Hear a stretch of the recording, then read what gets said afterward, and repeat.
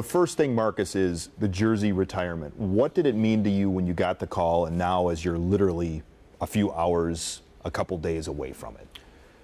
Well, Lance, yeah, it meant a whole lot. And I actually was seated across from Peter Fagan, the president of the Bucks, and we were talking about just my future as the color analyst. My contract was up, and the first thing he said was like, "Let me get this out the way. You know, your jersey's going up next year. I'm not sure when we'll work that out, but I just want to let you know." And I just remember reflecting, like my whole basketball career just flashed before my eyes. My Milwaukee experience, the first time I stepped off a plane at General Mitchell Field, and this cab driver, older black guy with a sailor hat on and a crutch. He had a bad leg or amputated leg or something. But you know, I just started thinking about just my experiences here in Milwaukee, both good and bad. But the great teams of the '80s and all that stuff just started rushing back through me. I got a chill. I almost started crying, you know. But it was a business meeting, so I didn't want to give him the upper hand and just break out in tears right there. It was a great negotiating point on his part. You know, we're outside. Yeah, sure, I'll take a 50% cut, no problem. No, but the Bucks have been real good to me. But it was just that kind of experience. It was just a really overwhelming. Emotional chills and all that. I mean, I'm not exaggerating. It was a real emotional moment for me to hear that being said. For those of us that grew up in the 70s and 80s, I'm not exaggerating. That was one of the biggest questions I always got. Was people would look up in the rafters and go, "Why isn't Marques Johnson's number retired?" Seriously. Did you ever think that? Well, yes, I did, and I was hoping that it would happen one day. But like I tell people, I was one to never spend a lot of time in Milwaukee during the off season. Once I got traded mid-'80s, around '84, to the Clippers, that just the cord was almost cut. I didn't really hear from the Bucks or do anything with the Bucks until the 40th anniversary of the franchise around 2008. And they would reach out to me. It's not like they just cut me loose and didn't want to have anything to do with me. They would reach out all the time to play in the golf tournament. Playing a Mac Fun game with John McLaughlin, the golf tournament he has every summer. But, I just never did anything. And once I started to kind of slowly get back into the swing of the whole Milwaukee Buck extended player family activities, then and then the broadcasting thing came up, and that just kind of solidified the deal. But I always wanted to be up in the rafters here. It's a great honor, obviously, and I'm just overwhelmed by that gesture by the team. I remember at Media Day a few years ago at the Cousins Center, I came up to you, asked you the question like the typical reporter I am, and you were kind of like, whoa, let's not get carried away. Were you kind of cautious about that for years? Well, you got to be, because you just don't know. You hope it's something that will come up. I mean, the radio personalities here in town, they would always tell me that that's their driving goal is to get my jersey retired. And fans would come up to me and say, "You need to be up there," but until the team, until the management, ownership, the powers that be in the organization say it, there's no reason to get ahead of yourself and whatnot. But Jim Paschke, he's funny. He would tell me the first couple of years we worked together that you'll be the first one to go up in Fiserv Forum. I'm like, "You think so?" He's like, "Yeah, trust me on that. Yeah, you'll be the first one." So I don't know if Jim had some inside information, which he well could have, but I think it was just an optimistic viewpoint. And I think once I got back into the fold, as it were, being a broadcaster and doing some community outreach and some other stuff, I think that's when everything kind of solidified. You talked about coming back in the fold. It took so long. Is it almost like the old biblical story of the prodigal son? It is the exact biblical story of the prodigal son. It's the squandering all the riches and everything else, and getting out there and thinking L.A. and fame and being a Hollywood star and an actor and wanting to pursue that, and then being in filmmaking from the behind the camera angle and all that. And I'll never go back to Milwaukee and do anything probably ever in my life. And when the Bucks approached me about 4 years ago about doing this job, I was like, "Oh man, do I really want to deal with all that?" And I didn't really want to, but then I came back to do an audition tape with Jim, and walked into George Webb's across from the Hyatt, and the cook, he's like, "Marques Johnson, man, I haven't seen you in 30 years. My parents are big fans of yours. Can I call them to come down and get an autograph?" I'm like, yeah, sure. But I was impressed, but okay, yeah, this is kind of weird, but yeah. And then I go to the Bradley Center, and the people who are cleaning up and working during an off day, they see me come in. "Marques, baby, welcome back, man. Welcome home. We haven't seen you in 30 years, man. It's so glad to have you back in town. You coming home?" I'm like, "I don't know, maybe." And that's when it first kind of registered that that that people here had some positive, good, strong memories of kind of what we did, those teams of the 80s, and that's when the connection kind of, I guess, got reestablished with me mentally, emotionally with this city. And once I came back, it was on and cracking in. It was just a beautiful thing. So the jersey goes up this weekend. We talked about the Wisconsin Athletic Hall of Fame, also the Naismith finalist for the Hall of Fame. Is this the year of Marques Johnson, 2019? Well, this is the fear the deer year. This is the year of the buck. Jack Sikma is a finalist. Yes. Sidney Moncrief, who to me is one of the greatest two-way players, second greatest two-way player in the history of the game, only behind Michael Jordan. And I told Don Nelson this when I talked to him, invited him personally to come out to the ceremony that we're having on Sunday. And I told him, look, if Sid goes in and I don't, this is my first time being a finalist. Sid has been a finalist before. I said, I'm fine with that. Now, I want to go in, too. Don't get me wrong. I'd love to be in the Hall of Fame. Obviously, anybody would. But Sidney Moncrief deserves to be in. But I mean, to have all this happen, the Wisconsin Hall of Fame, when that happened, I think that had been dormant for a number of years. They kind of revived that. And I started thinking about it and looking at the people that were inducted into that, Vince Lombardi and Hank Aaron and Oscar Robertson and on down that list. It's like, wow, this Bart Starr, all these guys I grew, Paul Hornung, grew up loving and watching. And so it's just been a phenomenal year. God has been really blessing me. And I'm just, again, overwhelmed, and to have just this outpouring of support from this community and from around the country, really. I mean, this game is so national and so global right now that it's just left me feeling just excited, enamored, and a little nervous about what's going to happen on Sunday, but I can't wait. Naismith, that's a big deal, but I know talking to Sid a few weeks ago, he said that the Wisconsin Athletic Hall of Fame and the number in the rafters means more to him because this is where the core of his career was. Right. Do you feel the same way because of this connection you have with people around Not there? exactly. Not exactly. The Okay. Naismith, in all honesty, that Naismith is... That's a big deal. That's a huge deal. But what Sidney was saying, and we talked about this a few months back, was that the honor that the local fans here in Milwaukee, because they're the people who saw you play and who really know the ins and outs and the impact that you had on the game. And so they're really more sensitive to us as players because they experience it firsthand. Yeah. And so from that standpoint, when he said that, it really made sense to me. But I mean, that Naismith is, that's just in terms of being one of the greats of all time, and Julius Erving and all these guys, my contemporaries and guys before me, Bill Russell, Will Chamberlain, Oscar Robertson, you go on down the list. That's a hard one to match. But that Wisconsin Hall of Fame is a pretty close second.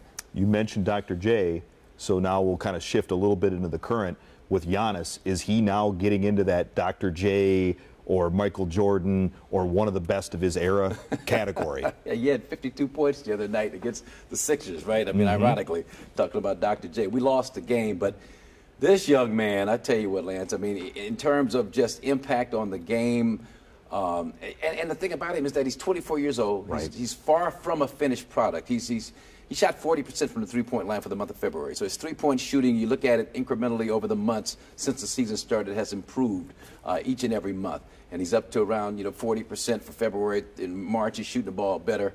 And so my point is with Giannis is that he continues to improve, but the fact that he can do what he does now and still be far and away from a finished product is just mind-boggling. I mean, 27 points, almost 13 rebounds, 6 assists. I mean, he's putting up numbers that nobody in the history of the league in terms of assists. They put up the scoring and the rebounding numbers, but 6 assists a game, and steals and blocks. And to me, you look at his advanced metrics, his advanced analytics defensively, he grades out as the best defensive player in the league.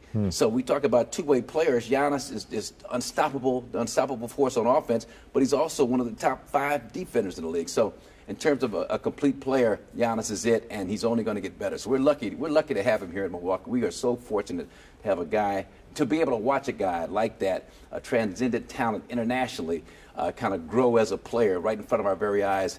It's just a real treat for me and a privilege. You mentioned Philly. They oftentimes say history repeats itself. It's almost the 80s colors are in, the 80s styles are in. Can you believe that the Bucks, playoff-wise, it could be going through Philly or Boston like what you guys had to do again? Yeah, and hopefully it comes out a lot better this time around. So I tell you, I mean, that was always our big obstacle, our big roadblock to getting into the finals. We swept Boston one year. Yep. In Philly, they pick up Moses Malone during the offseason. They get Bobby Jones, a great defensive player, with Maurice Cheeks and Andrew Toney to go along with Dr. J. And so they became a tough team to beat, impossible team to beat for us. But Boston just the same. And we had a great series against them that one year. But Larry Bird, Parrish, McHale, Dennis Johnson. So for me, we get, Boston, tough 7-game series last year. They had the home court advantage, which is important for us to get it this year. Just you can just base it on what we went through last season during the playoffs. But I really believe this team, over a 7-game series. Now, health-wise, we got to get some guys back. We need Malcolm Brogdon back, in the Eastern Conference Finals or semis. We need Mirotic back, who's going to be out maybe 2 to 4 weeks. We think sooner, but we'll see. Do the injuries concern you, Marcus? They do. They got to. But we can't allow that to cause any kind of negative thoughts to come in from the fan base to the media to the people who are close to the team like myself and Jim to the players themselves. We still, Jim and I were talking the other night. He was talking about being snake bit. I was like, well, as long as that snake doesn't bite Giannis, Brook Lopez, Eric Bledsoe, or Chris Middleton, we've got enough pieces. Sterling Brown will be back. Hopefully Dante DiVincenzo, the way Connaughton is playing. We got enough pieces to surround that core group of guys, I think, to be a very good team. And you give John Horst, our general manager, a lot of credit. This guy's in his mid to late 30s, and he's just making great moves. Just putting together an embarrassment of riches, and that's what you do it for. Yeah. And so now with all these injuries, instead of being just depleted and pushing the panic button, we still got enough guys that can get the job done, and that's the positive thing. So injuries concern me, but I think we've got enough, and we've got the core group still intact, and as long as they stay intact, we got a chance. That is amazing, that they've got that many pieces and stuff like that. And then the other thing, because it is your day coming up, and it is a Hall of Fame thing, even though there's a game to play, and I know you're a humble guy, but whatever, is just when you think back to certain things, and you said your mind immediately started racing when all this came up, what is immediately going to be on your mind this weekend when that number goes up? Well, probably number one would be my father, Jeff, who passed away March 5th, 2002. So he won't be here to see this, but he was the one that just nurtured my love for the game of basketball. He was a high school coach in Louisiana, and my mom loves to tell the story of him putting me right next to him when I was 3 years old on the bench during high school games. During timeouts, halftime, I would dribble. She said I called it dibble. I'd dibble the ball up and down the court, and the high school fans and students, they would just cheer and go crazy because it's time for me to dibble. And so he gave me that kind of love for the game. So that would be the first thing in my mind. And then just the total experience, just the total experience of all the hard work that it took to reach the pinnacle. I was a first-team pro at 23 years old, first-team All-Pro. So that means you're one of the top 5 players in the world. But just the work that it took to get to that mountaintop and to try and stay up there and all the battles to as you slide down it and all the things you have to deal with in life that show up. But just the cumulative effect of what basketball has meant to me will come to mind in different pieces, different shapes and forms. And just one selfish question. White men can't jump. Wesley or Woody better player? Oh, man. Woody was a player. Wesley was the athlete. Wesley could, at 5'9", could stand flat foot and jump up and grab the rim and do pull-ups on the rim. Woody was a guy that spent a lot of time. Jim Ratt loved to play the game. Our first time playing together, he called this bogus foul. I'm like, come on, man, that was a bogus foul. He's like, what are you trying to do? Impugn my integrity, man. Why are you impugning my integrity? I say, first of all, I went to Crenshaw High School. I don't know what impugn means. Secondly, that was a bad call. And he just started laughing and But so Woody's kind of got that Jim Ratt mentality. But that was a great experience too. So they had some game at least. Yeah, Wesley developed some game. Initially, he was a little raw, a little awkward, doing some things. So he hadn't really played since he told me he played JV as a freshman in high school, and that was probably 20 years prior to when we shot that film.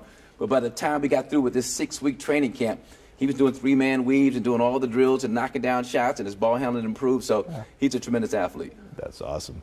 Waz, do you have anything? You usually have one good anecdote. You got to give us one nugget that no one else has heard during your time here in Milwaukee. Something that stays in your heart and your mind. What is that nugget? Well, if there was one nugget I'd give you, it would be the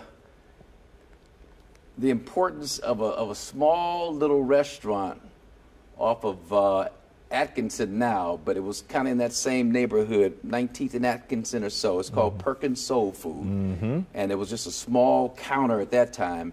And that's where myself and Harvey Catchings and Bob Lanier and Junior Bridgman and Sidney, that's where we would congregate for breakfast before games. And the Perkins family, Miss Perkins, Hilda Perkins, they're still alive. Her and her husband, almost 90 years old, they'll be at the ceremony on Sunday. But just the fondness of the interaction between the players. We brought Daryl Dawkins in there to eat one time, told him how good the place was. So he's eating his food, greens and big steak and cornbread and all that. He's like, I need to stand at 8 count. He stood up, 1, 2, 3, 4, 5, 6, 7, 8, sat back down, started eating again.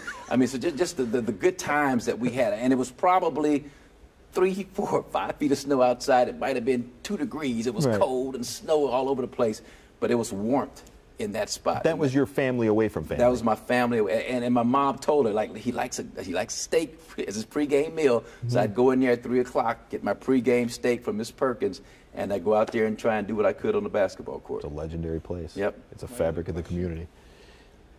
What advice do you have for this young team going into the playoffs? What can you tell them from the wise one on the Yeah, well, the thing I would say is that it goes quickly.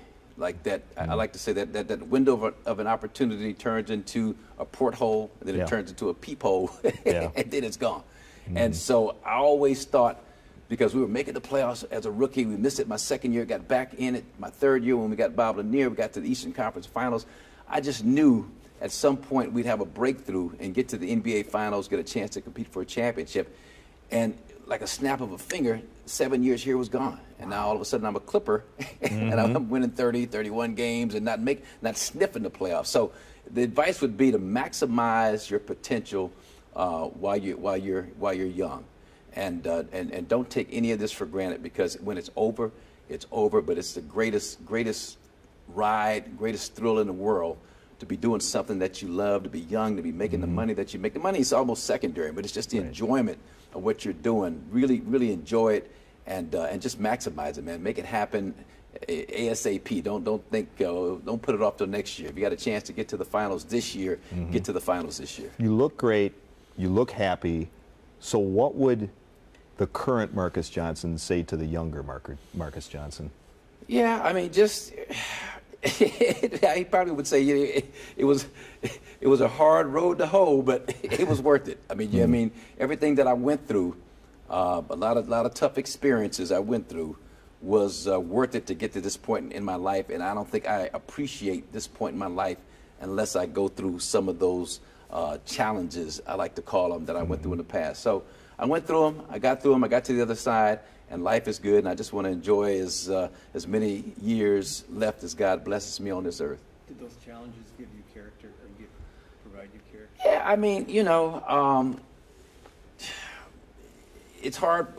You can't see the picture when you're in a frame, so it would be hard for me to say, oh yeah, my character was so built, but you don't think that when you're going through it.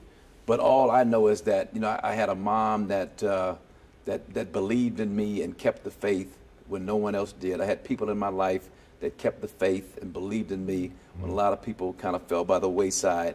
And so I've just been fortunate. I've just been fortunate to have just a strong spiritual foundation to fall back on, even when I didn't realize it or didn't want to. I look back on it now, and that was the thing that kind of kept me through, the grace of God. And you said when you were here playing, it was more about your career in Hollywood, and now that you've been back, Boys and Girls Club, running Rebels, I mean, you're giving back and you're doing what you can do. Those are the true, eternal, and lasting things of life. And I get it from people who were youngsters when I played here, and they talk about the memories, and then me signing something, or me interacting with them, or me doing whatever, doing a clinic and showing them something. And I remember as a young person, 12, 13, 14, 15 years old, the great athletes that I came in contact with and how they treated me. Yeah. And if they were cool and nice and generous, they stand out in my mind, and I always have that connection with them. And what did Nelly mean to you in your career? Well, Don Nelson was the perfect coach for me, because he was a coach who approached each and every, and I'm a college player of the year, averaged 21 points and 11 rebounds at Prestigious UCLA. program. But in national champion, All-American, all everything. And Nelly treats you like you don't know anything about the NBA game compared to the college game. So he teaches you all the basics, footwork, how to run, how to get out on a fast break, how to cheat a little bit. He always used to say that, you know, I was the slowest guy on the team, but the best guy in transition because I knew when to run. But those little insights that he learned from Red Auerbach. And so that's what I got from Nelly. And playing with Bill Russell and John Havlicek, and just you think about that connection that he had. He was able to pass down that wisdom to someone like myself who had played for John Wooden, played for Willie West at Crenshaw High School in L.A., the greatest coach, one of the greatest coaches in the country, high school-wise. But so Don Nelson was just another in a long line. My dad, Jeff, just a long line of just great coaches that I had that really taught me how to play the game the right way. Did you play a little bit of point forward? Did you experiment with that early on in your career, like when he was thinking about the point forward position? Well, the point forward, I created. Okay. In our series against the term point forward, I created in our series against the New Jersey Nets in 1984. Okay. We had like 2 or 3 point guards that went down with injury. Yep. Mike Dunleavy was being pressured out of his mind by Darwin Cook and Michael Ray Richardson in the backcourt. So Nelly had this idea that he would have me initiate the offense. So in practice before our game 3, we were 1-1, went back to New Jersey, had a practice. He's like, I got this new idea. I want you to bring the ball up the court against Buck Williams, and he's not going to pressure you. So I want you to dribble to each and every spot where we start our plays. So if it's a high post screen, you dribble to the wing, Sidney cuts off the high post. And so after we did a few of those plays, I said to Nelly, so instead of a point guard, I'm a point forward. And he was like, point forward. Yeah, I like that. You're a point forward. So now I was not the first. There are other guys. I was going to say Pressey gets a lot of the credit for that. I was the first with the Bucks. Pressey gets a lot of credit, but Pressey was a great point guard at Tulsa. He was already a point guard. True. He played point guard for us. So what's the transition from point guard to, you know? So, but he did play the position after I left. I got traded that next season. Correct. And he came on. That's when the position really blew up. But there are other guys. John Johnson out of Mesmer High School. We played him in 1980 in the playoffs. He would play the point forward. Gus Williams, Dennis Johnson would come off screens. John Havlicek, Rick Barry in '75 played the position. Maurice Stokes back in the early '60s. It was 6'8", 250. You watch old footage of him. He's pushing it and dishing it. Charles Barkley, guys like that.